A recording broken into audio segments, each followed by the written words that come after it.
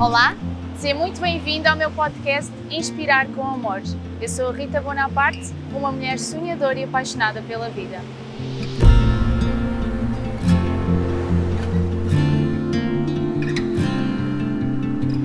Ao longo da minha jornada de transformação pessoal, descobri que o bem mais precioso são as pessoas, as suas histórias e experiências de vida. Cada um de nós tem dentro de si uma sabedoria interna única que precisa ser partilhada com o mundo.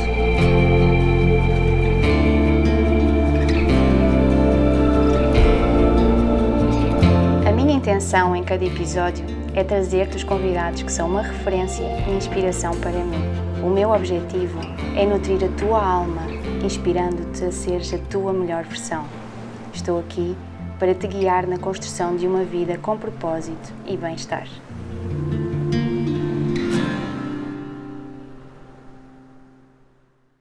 Olá, sejam bem-vindos a mais um episódio do meu podcast. Hoje eu estou muito feliz porque vamos falar de um tema que eu adoro, que tem transformado a minha vida e no qual eu acredito que é possível todos nós conquistarmos. Eu acredito que é possível sermos felizes em todas as áreas da nossa vida e por isso hoje trago-vos um tema que, preparem-se, sentem-se bem, peguem no papel e na caneta, porque hoje vamos ter uma verdadeira aula. O meu convidado foi meu professor universitário na pós-graduação em Gestão de Pessoas e Felicidade Organizacional que eu tirei recentemente e meu mentor no período em que eu estava numa fase de mudança na minha vida profissional, numa altura em que eu estava com alguma dificuldade em perceber o que é que queria fazer, eu sentia que não estava feliz, mas que queria mudar. E portanto hoje eu trago-vos uma pessoa que é uma referência em Portugal. Ele é um especialista em bem-estar e felicidade. Ele tem um doutoramento europeu em Filosofia Moral e Política pela Universidade Nova de Lisboa e Universidade de Sevilha. É professor de Ética, Filosofia e Felicidade no Instituto Universitário Atlântico. Coordena o projeto de investigação Perspectivas sobre a Felicidade, Contributos para Portugal no World Happiness Report. Publicou o seu primeiro livro em 2006, Filosofia Aplicada à Vida, Pensar Bem, Viver Melhor. Fundou o Gabinete Project em 2008 e é atualmente perito da CT 219 para a elaboração de uma norma de bem-estar e felicidade organizacional. Portanto, é uma pessoa que eu tenho a honra de ter aqui hoje. Estou muito feliz de ele ter aceito o convite, porque tem uma sabedoria imensa e eu espero conseguir fazer as perguntas certas e poderosas para vos trazer toda esta informação que pode transformar e ser uma alavanca na vossa vida para chegar aos vossos objetivos. Por isso, bem-vindos, Jorge. Obrigada por ter aceito estar aqui. É um gosto. Obrigada por este momento, por esta oportunidade. A filosofia é a ciência do pensamento. Começamos bem. Em primeiro lugar, agradecer pelas palavras e pela simpatia das mesmas. Essa pergunta realmente é poderosa e seria uma aula longa. Mas eu poderia ser tentado a dizer que sim, até para desafiar quem está lá do outro lado a ver-nos neste momento, não é? Sim. Que possa efetivamente pensar ciência. Bom, então como é que se pode fazer ciência do pensamento, não é? Eu penso que facilmente perceberemos que haverá pensamento mais correto e pensamento mais incorreto, não é? E se nós tentarmos pedir ajuda aqui a outras áreas, não é? Como por exemplo a psicologia, a economia e outras, o direito, eles ajudam-nos e vão dizer que há pensamento que dá mais dinheiro, há pensamento que dá menos dinheiro, há pensamento que nos pode levar para a prisão, há pensamento que não nos pode levar para a prisão, okay, e por aí fora. Portanto, em filosofia será a mesma coisa. Há pensamento que nos permite ter uma vida melhor, mais saudável, não é? Mais eticamente correta, e há pensamento que não, que traz problemas, dificuldades, etc. Como é que a clareza nos nossos pensamentos nos pode ajudar no nosso dia-a-dia? Bom, mais uma pergunta fantástica.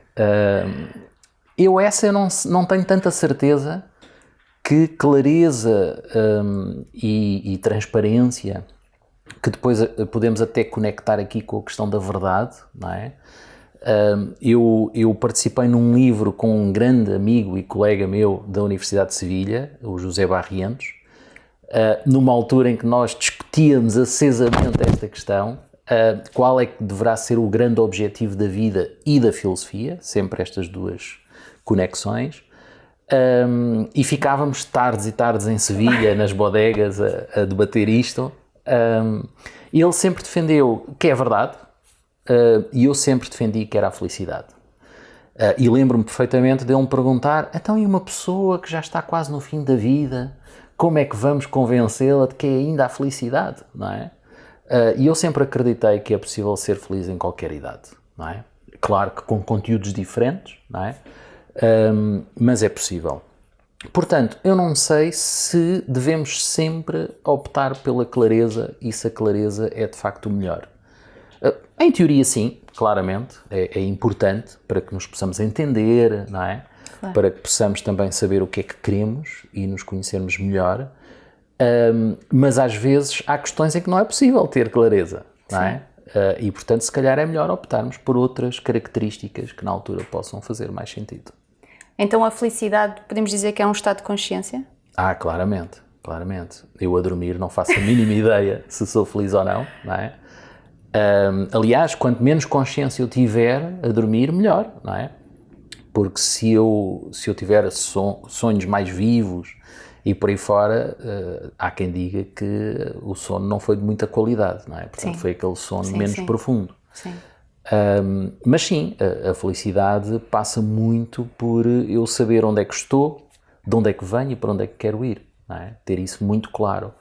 Porque se eu souber para onde é que eu quero ir, então eu não vou perder tempo, não é? Em ir para sítios que eu não quero, não é? Portanto, claramente que sim. Eu acredito que a felicidade é uma escolha e que a partir do momento em que dizemos sim, quero ser feliz, existe todo um caminho, não é? Que vamos percorrendo. Qual é o primeiro passo? O primeiro passo para buscar a felicidade? Sim. Bom, o primeiro passo é o autoconhecimento. É tomar essa decisão. Que, efetivamente, nem sempre é fácil. Da experiência que eu tenho, sobretudo em consulta, muitas pessoas fogem dessa realidade. Claro.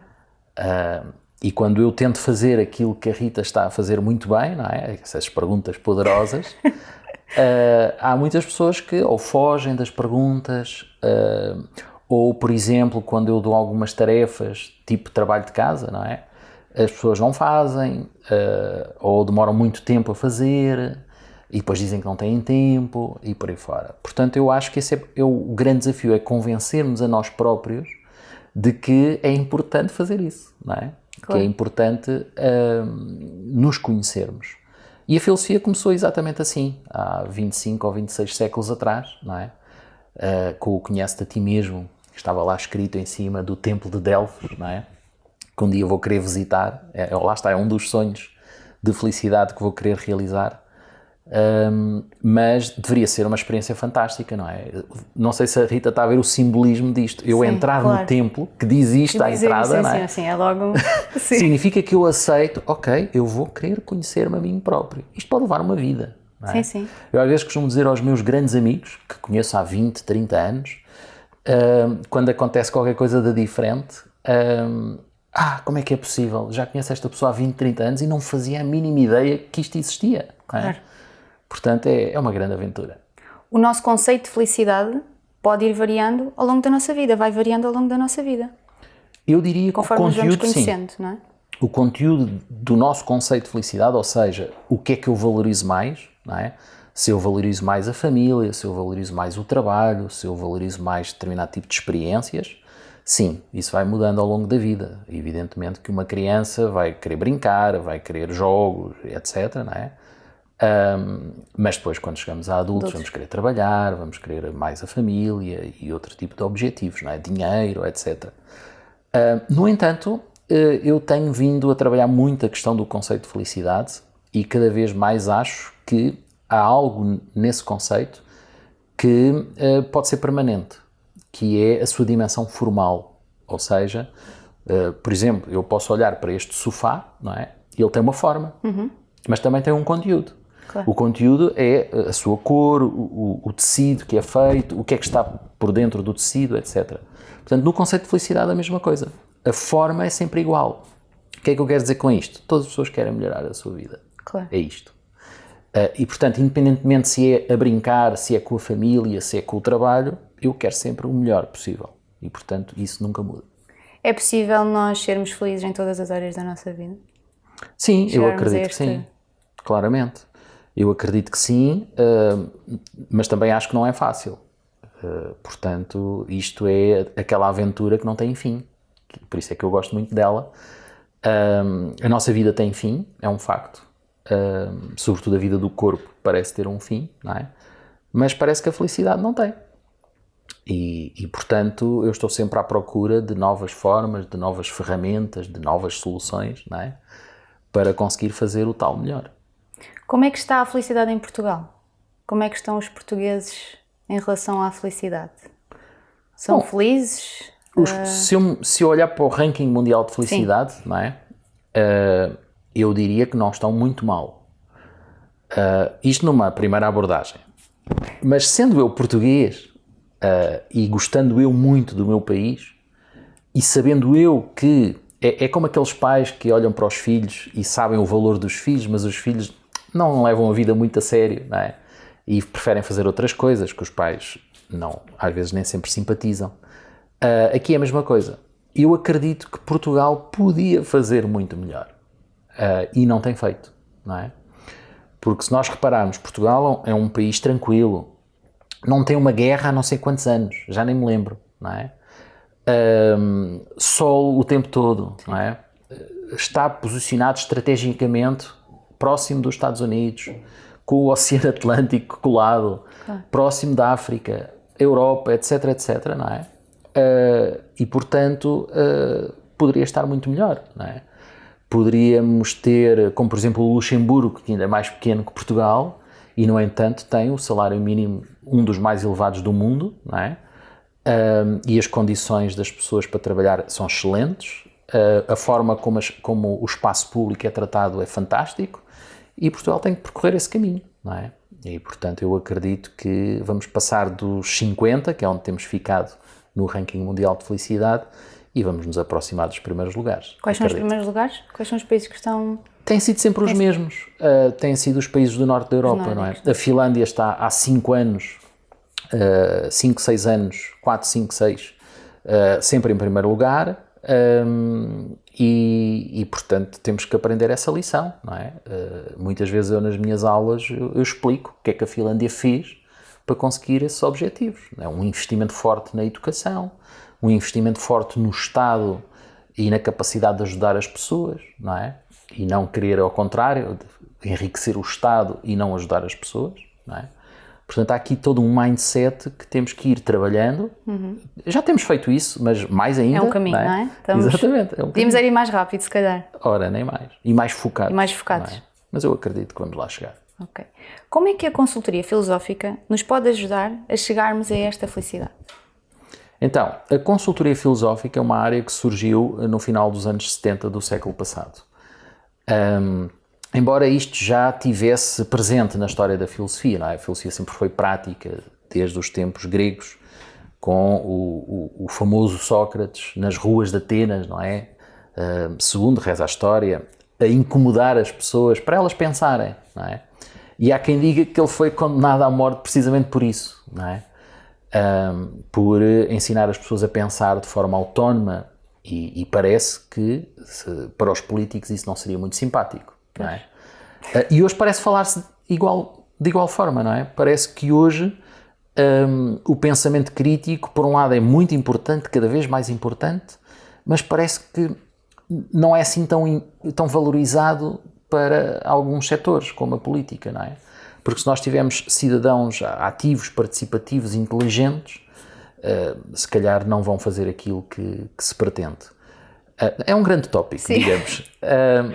E então, a consultoria filosófica tem vindo a crescer cada vez mais no mundo, quer no sentido de ajudar pessoas a pensar cada vez melhor e a aplicar isso à sua vida, quer no sentido das organizações e cada vez mais empresas a recorrer a este tipo de serviços, também para internamente ajudar os seus trabalhadores a pensarem melhor, porque depois é a própria organização que vai ganhar com isso, não é? E, portanto, a qualidade do pensamento, no seu todo, não é? Vai ajudar as pessoas a atingir os seus objetivos, a escolher bem as ferramentas e a ter um impacto muito maior no mundo. Eu, quando era pequenina, acho que nunca ninguém me ensinou a pensar.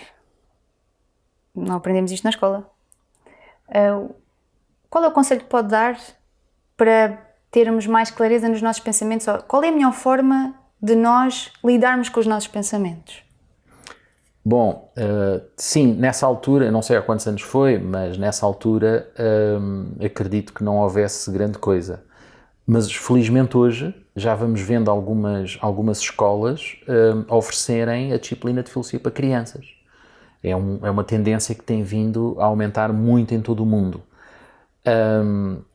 E, portanto, eu penso que isso faz a diferença. Há até um estudo de uma universidade inglesa que chegou à conclusão que as crianças que tinham tido essa experiência de 1, 2, 3, até 4 anos, pode ser o primeiro ciclo todo com essa disciplina, tiveram melhores resultados e foram pessoas de enorme sucesso do ponto de vista profissional. Eles acompanharam um grupo de crianças e chegaram a essas conclusões. Portanto, eu penso que se tivermos aqui a possibilidade de dar às crianças essas ferramentas, não é?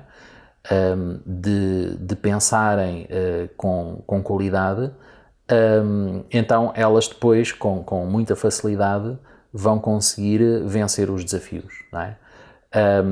Temos um exemplo muito interessante. Essas crianças eram também excelentes alunas a matemática, o que resolveria aqui um problema muito grande, não é?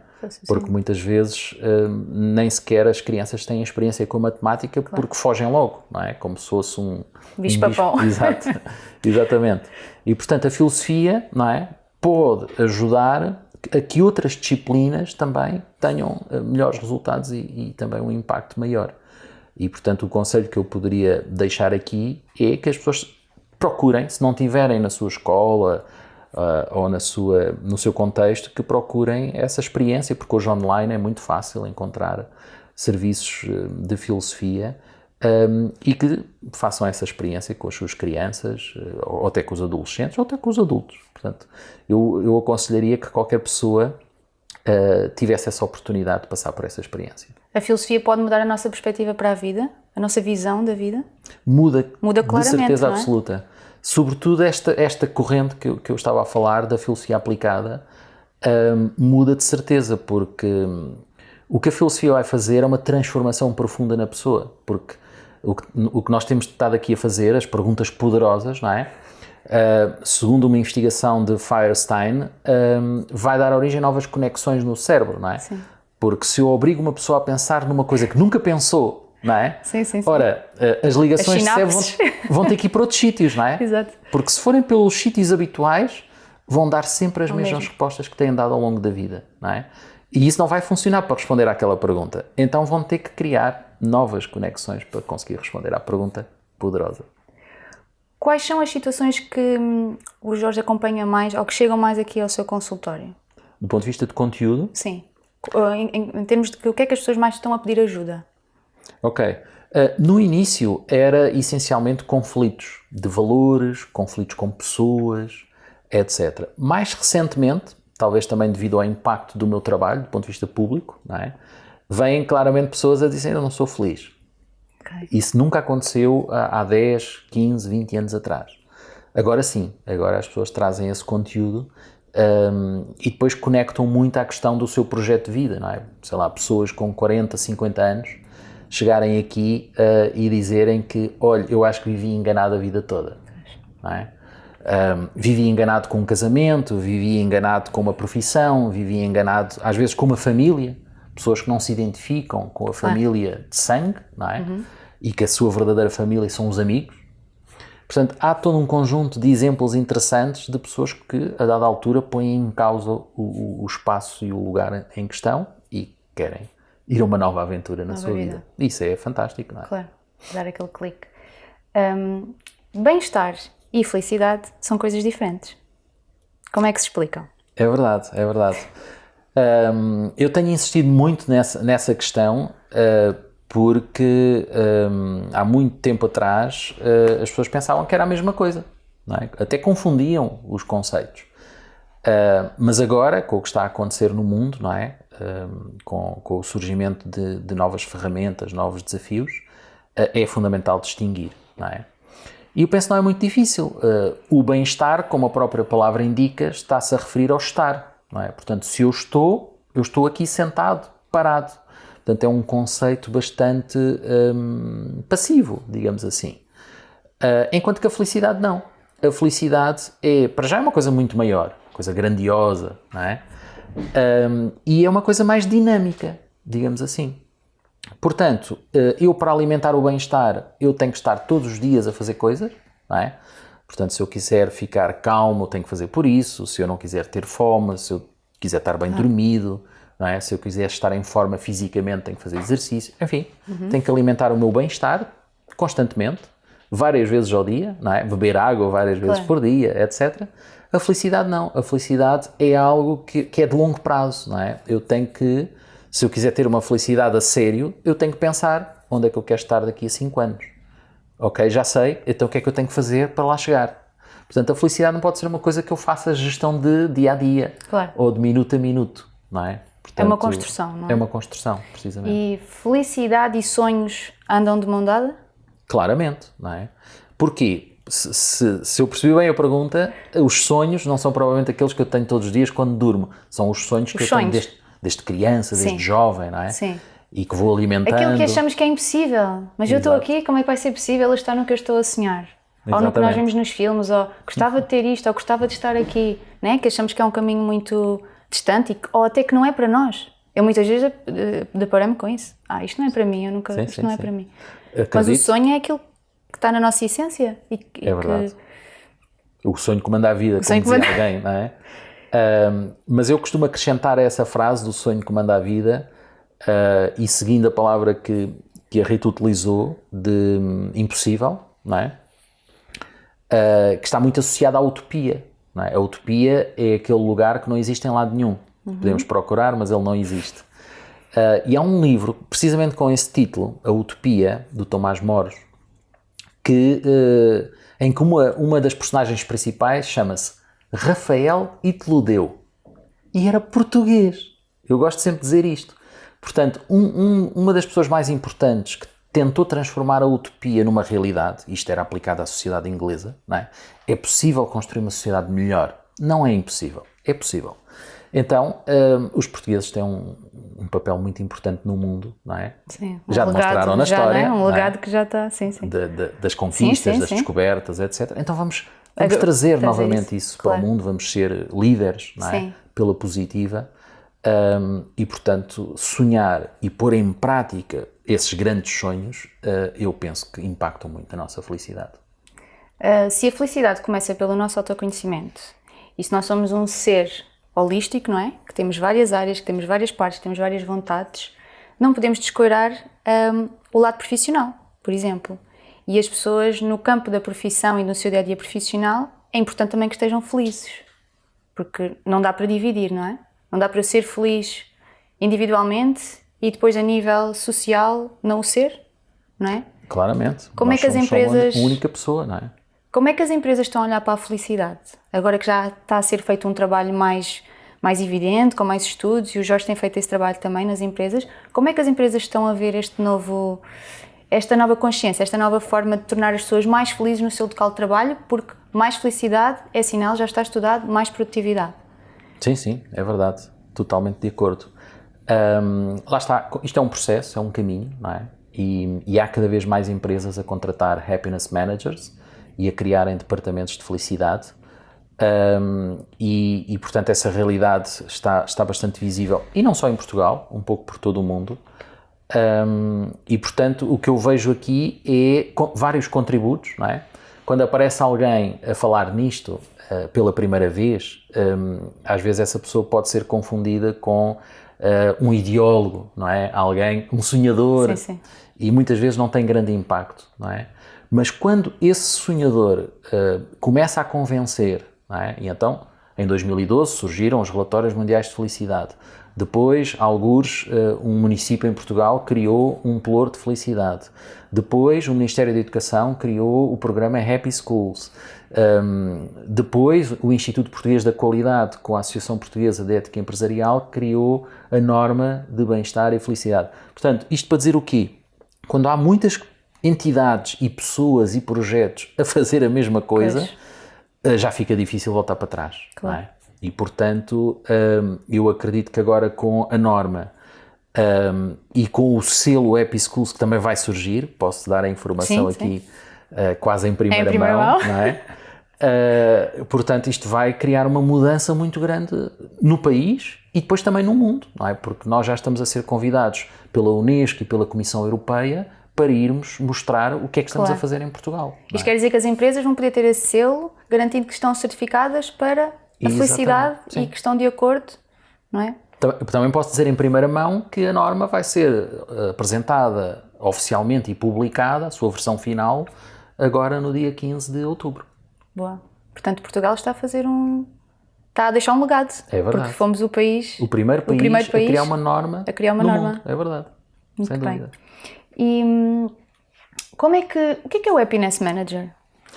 O Happiness Manager é um profissional que tem como responsabilidade criar ou ajudar a criar uma política de bem-estar e felicidade, uma cultura, não é? E depois todas as ferramentas associadas a isso, não é? O plano estratégico, as ferramentas de avaliação, as ações práticas, não é? Criar atividades, etc, etc. E manter esse percurso e tentar melhorá-lo cada vez mais, não é? Portanto, nós sabemos que, por muito boa vontade que uma administração de uma empresa possa ter, eles não têm tempo para pôr isto em prática, não é? Claro. Portanto, o Happiness Manager surge como aquele profissional que, ou dentro da empresa, já tem um perfil e então é-lhe atribuída essa função, ou se não tiver, vai contratar fora um novo profissional com esse perfil. E, portanto, isso tem vindo a crescer bastante. Por exemplo, um bom exemplo é a Critical TechWorks, que começou por ter uma diretora de felicidade, depois 2, 3, penso que agora já tem 4. A Volkswagen a mesma coisa, também já vai com 5. BMW também. Sim. Aliás, a Critical TechWorks faz parceria com a BMW, faz o software para os carros da BMW. E, portanto, há muitos exemplos em Portugal. A PHC também tem ou tinha, penso que agora não tem, mas teve durante algum tempo. A OBEI também já teve. Portanto, há uma série de organizações que têm vindo a fazer esse investimento. E se olharmos para as organizações que tiveram na comissão técnica que produziu a norma, não é? Tivemos, por exemplo, a Secretaria-Geral da Presidência do Conselho de Ministros, tivemos a Universidade Nova, tivemos a APSER, que é a Associação de Certificação. Portanto, tivemos um conjunto de entidades que, no fundo, são representativas da nossa sociedade e que agora vão dar sequência a isto, não é? Como é que as lideranças das empresas podem começar este processo? Ou seja, o que é que eles podem fazer para abrir estas portas? Porque começa pelo líder, não é? Começa por quem está à frente de uma empresa, por quem tem a visão, não é? O que é que estas pessoas que possam nos estar a ouvir e que tenham empresas e que tenham uma equipa, não é? Maior ou mais pequena, o que é que elas podem fazer para dar este primeiro passo? Eu penso que há muitos caminhos possíveis. Eu lembro-me de um que eu gostei bastante, uma experiência que tive há pouco tempo com a Sonai. E então, quando cheguei ao campus da Maia, da Sonai, foi fantástico, porque aqui eles têm umas condições únicas, das melhores, e foi todo um evento em que eu fui o keynote speaker, e depois almocei com eles, e foi criado um espaço só para o nosso almoço, catering, que trouxe, não é? E durante o almoço, aquilo foi uma espécie de prova oral, não é? Em que eu fui o avaliado, não é? E tinha, penso que 6 pessoas da empresa a fazer perguntas sobre estes temas, não é? O que é que a Sonai pode ganhar se investir nestes temas, que caminho é que deve percorrer e por aí fora. Portanto, eu penso que muitas vezes não tem que ser necessariamente a administração. Muitas vezes, até nas reuniões, não é? Há alguém, um colaborador qualquer que num brainstorming diz eu conheço isto e acho que podíamos investir. Podíamos organizar uma atividade sobre bem-estar e felicidade e às vezes é assim que começa. Depois as pessoas vão à internet, vão pesquisar, vamos lá ver quem são os especialistas que estão aí a fazer coisas e depois convidam e há um workshop, há uma palestra e depois a partir daí, se a organização realmente quiser, começa a criar as ferramentas, pode contratar alguém, pode criar um departamento, pode, enfim, criar documentos internos, o tal plano estratégico, como eu estava a dizer, pode fazer estudos. Muitas vezes é o que, por exemplo, a Sonai estava muito interessada, de facto, em consultar estudos e em fazer também. Depois esses documentos podem ser feitos internamente para a empresa ter a certeza que isto vale a pena, não é? Que foi no fundo o que fez o Jean Emmanuel Deneve. Ele fez um estudo de caso na British Telecom com 600 colaboradores e chegou à conclusão que os trabalhadores mais felizes produziam 13% mais que os outros que não eram felizes, não é? Claro que hoje já há muitos mais estudos, mas este foi o primeiro. E a partir de agora vamos sempre em frente.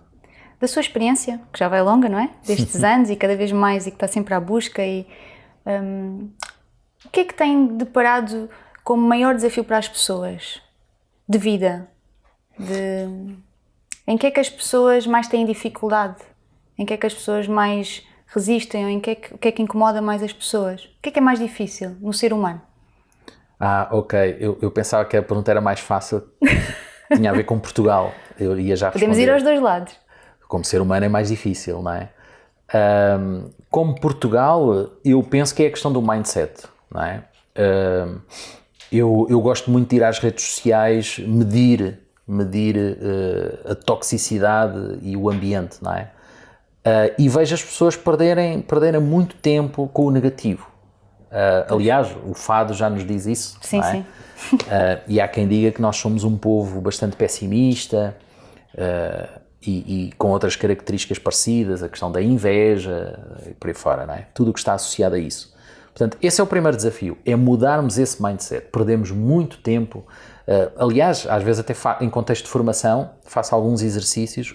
Agora estive na rede europeia anti-pobreza e fiz um exercício que eu não pensava que ia ter tanto impacto e depois no intervalo, eu não devia estar a dizer isto, depois no intervalo fui ter que apagar os slides todos porque eu não ia ter tempo para eu tinha feito 50 slides, era uma formação de 3 horas, não é?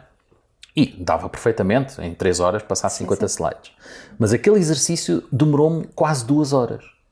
E foi um exercício para trabalhar o negativo dentro das organizações. E então o que é que eu fiz? Eu apresentei uma imagem editada com uma atriz muito conhecida e o seu filho. Mas escrevi uma história falsa. Que é, isto é uma técnica de uma determinada empresa que saiu com este jovem menor e tem uma relação e foi jantar fora e pagou com o dinheiro da empresa. Tudo temas bombásticos, não é? Pronto, aquilo teve um impacto nas pessoas e depois no fim mostra a imagem real, que é uma imagem de uma reportagem, era a Angelina Jolie com o seu filho e que tinham sido convidados para um evento oficial. Portanto, não era uma adulta que tinha um relacionamento com um jovem, não é? Claro. Que até é ilegal, não é? Sim. Mas as pessoas não se tinham apercebido e então foram atrás, não é? Os tais preconceitos, a tal negatividade, não é? E explorámos muito a questão das crenças. As pessoas acreditavam naquilo e que impacto é que aquilo tinha na organização, não é? O dizer mal uns dos outros e por aí fora. Portanto, foi fantástico nesse aspecto, mas também me mostrou que há muito a fazer. E era este o caminho e esta sugestão que eu dava às pessoas. Não percam tanto tempo com o negativo. E invistam mais no positivo e construam projetos significativos e que sejam úteis, relevantes para a sociedade e para o mundo. E penso que esta sugestão acaba por encaixar também na questão da humanidade, não é? Sim. Claro que há países que já fazem isto muito bem, culturas que já fazem isto muito bem, não é? As culturas mais anglo-saxónicas e do norte da Europa fazem isto muito bem, não é? Sei lá, por exemplo, nos Estados Unidos, se eu não tiver o meu currículo exposto publicamente, é mal visto, não é? Você tem alguma coisa a esconder. Aqui em Portugal parece que é o contrário. Se eu exponho o que eu faço, sou convencido, tenho a mania que sou bom, não é? Sim. A mesma realidade com perspectivas diferentes. É interessantíssimo. Ou seja, existe aqui um bocado de influência, não é? As pessoas deixam-se influenciar pelo que Claramente. se calhar nem pensam, não é? Nem fazem o processo de pensar, será que isto é verdade? Faz sentido? Não faz sentido? Lá está o pensamento crítico. Por isso é que a formação em pensamento crítico é super urgente, não é? Eu também colaboro na área do desporto e uma vez tivemos um caso de um jovem que, por causa das redes sociais, estava a ser atacado com contas falsas, recebia mensagens, não sabia de quem era sequer, não é? Só para destabilizar psicologicamente, com histórias falsas e por aí fora. E havia pessoas que acreditavam, não é? Quando se diz, o atleta X foi visto no sítio tal, numa discoteca, às 3 da manhã. Ora, o clube saber isso, o treinador saber isso, não é? Tem impacto. Claro, não é? Só que era tudo falso. Pronto, então colocou-se a hipótese de encerrar a conta do atleta para que não continuasse a gerar problemas. Lá está. É mais um tema interessante que demonstra que nós perdemos energia e tempo com coisas que não merecem a pena. Um conselho para quem nos está a ouvir, da sua experiência, da sua perspectiva sobre a vida, sobre a felicidade, sobre a filosofia, um conselho para as pessoas que nos possam estar a ver e que queiram ser mais felizes. Então, talvez pegasse aqui na palavra coragem e deixaria esse conselho, que as pessoas possam ter coragem para realizar aquilo que consideram que é o mais importante da vida, não é? Às vezes as pessoas estão à espera da situação ideal para, não é? Por exemplo, sair de um emprego que já não gostam, não é? Eu preciso do dinheiro, eu até estou confortável e por aí fora. Não sei se vou arranjar alguma coisa depois, não é? Sim. Dá medo, dá aquele medo, não é? Exato. A estrutura parece que abala. As dúvidas e por aí fora. Portanto, que tenham coragem para seguir esse caminho. Não quero com isto dizer que façam assim as coisas sem pensar. Não, pensem bem, mas quando tiverem a decisão tomada, tenham coragem de a pôr em prática, que essa é a parte mais importante. E é isso que eu acho que faz falta à maior parte dos casos, é pôr em prática aquilo que acreditam, não é? Não deixar só na teoria, só no pensamento. É fazer mesmo. Claro. E pedir ajuda, não é? Claramente. Porque muitas vezes quando não sabemos, nós vamos nos perder antes de nos encontrarmos, eu acredito nisto, não é? Verdade. Às vezes temos que ir ao que não queremos para chegar onde queremos e há ali alturas que não conseguimos ver os 360 graus. E se pedirmos ajuda, não é? A alguém que já passou, ou que tem experiência, ou que tem outra visão, pode-nos trazer clareza, fortalecer essa coragem e ajudar-nos a andar no caminho, porque eu nunca me esqueci de uma frase que me disse quando fazíamos a consultoria, que o Jorge dizia-me: isto é uma viagem, tu vais no comboio, vais lá dentro e eu vou cá fora e eu estou-te a ver pelo vidro e em cada paragem que tu saíres eu estou aqui, mas o processo é teu. Portanto, cada um tem que fazer o seu caminho e nós podemos ter pessoas na nossa vida fazer quase como de âncoras, não é? Naquelas fases, naqueles períodos. E, portanto, pedir ajuda é também um ato de coragem. É verdade, é verdade. E é também uma questão muito cultural nossa, não é? Eu penso que nós, se olharmos para trás para os nossos avós e se perguntássemos a eles, não é? Eles provavelmente nunca pediram ajuda a quase ninguém, não é? Muito menos fora da família. Sim. E volta ao mundo anglo-saxónico, ter um profissional que ajude nas mais diversas áreas, não é? As pessoas têm uma carteira, não é? Facilmente, vou ao meu advogado, não é? Vou ao meu contabilista, vou ao meu terapeuta, não é? E por aí fora. Portanto, pedir ajuda é uma excelente ideia. É fundamental, não é? É verdade. Obrigada, foi uma honra. Eu é que agradeço. Estar aqui consigo e termos esta conversa. E para terminarmos, e como flor que me acompanha aqui no nosso podcast, que representa a felicidade, deixo-lhe aqui este miminho. Muito obrigado. O girassol, que traga toda, ainda mais felicidade para a sua vida e para todos os seus projetos e que continue a desbravar este caminho e a trazer-nos toda essa sabedoria que tanto tem transformado, sejam as pessoas, as empresas E por isso, muito obrigada por todo o seu legado. E também muito sucesso para os seus projetos. Também obrigada. Obrigada a todos que estiveram connosco. Espero que tenham tirado todas as vossas notas e que tenham conseguido trazer uma nova perspectiva para a vossa vida, para os vossos pensamentos. Não se esqueçam, podem pedir ajuda, podem pensar de uma forma diferente. Felicidade e sonhos andam de mão dada, está tudo dentro de vocês, tudo começa no autoconhecimento e tudo começa na nossa estratégia e no que colocamos em prática. Por isso, um beijinho daqui, sejam felizes. Até ao próximo episódio.